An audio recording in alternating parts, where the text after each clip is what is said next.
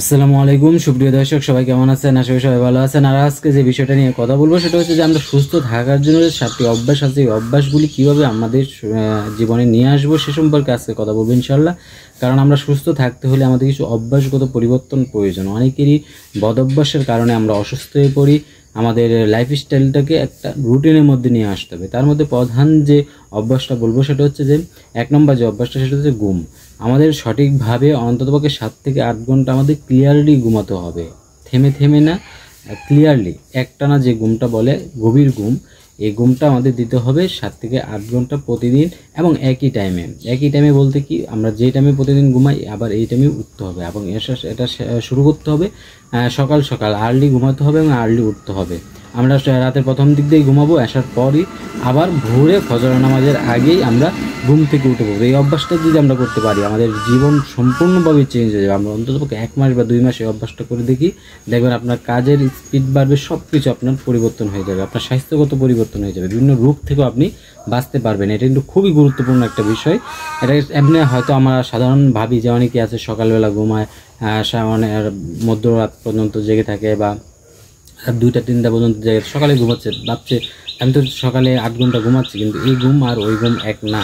আমাদের আর্লি ঘুমাতে হবে, আর্লি উঠতে হবে, রাত্রের যে ঘুমটা এই ঘুমটা ক্লিয়ারলি ঘুমাতে হবে। এটা কিন্তু খুবই গুরুত্বপূর্ণ, এটা কিন্তু অনেকেই অবহেলা করে থাকেন। এই কাজটি করা যাবে না আমাদের সুস্থ থাকতে হলে।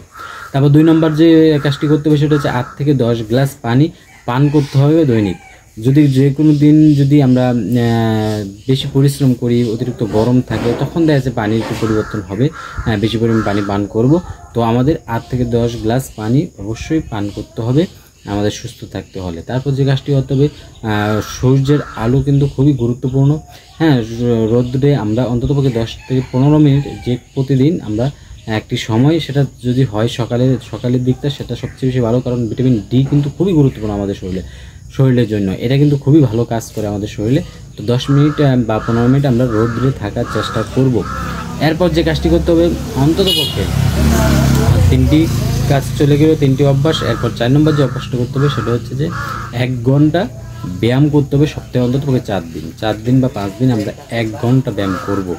এটাও কিন্তু খুবই গুরুত্বপূর্ণ। এটা অনেকেই হয়তো গুরুত্ব দিয়ে থাকেন না, সবাই জানেন কিন্তু আসলে গুরুত্ব দিয়ে থাকেন না। 1 ঘন্টা আমাদের পরিশ্রমিক যে ব্যায়ামগুলি, এই ব্যায়ামগুলি আমাদের করতে হবে, এটা করতে হবে। আবার 5 নম্বর যে কাজটি করতে হবে সেটা হচ্ছে যে 30 মিনিট, অন্ততপক্ষে 30 মিনিট আমরা যে কোনো ধরনের বই, ভালো ধর্মীয় বই, উপন্যাস বা যে কোনো কিছু আমরা পড়ার চেষ্টা করব। এটা আমাদের চিন্তা শক্তিকে বাড়াবে, ব্রেনটাকে ভালো রাখবে।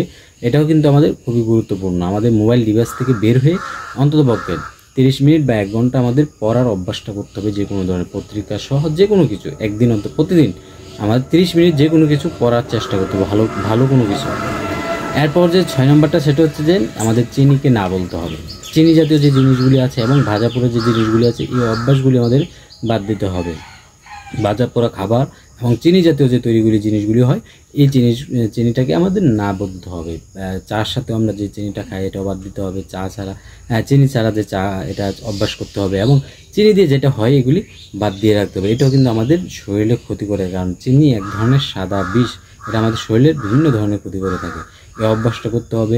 তারপর 7 নম্বর যে অভ্যাসটা সেটা হচ্ছে 10 মিনিট মেডিটেশন করতে হবে, 10 মিনিট ধ্যানে থাকার জন্য।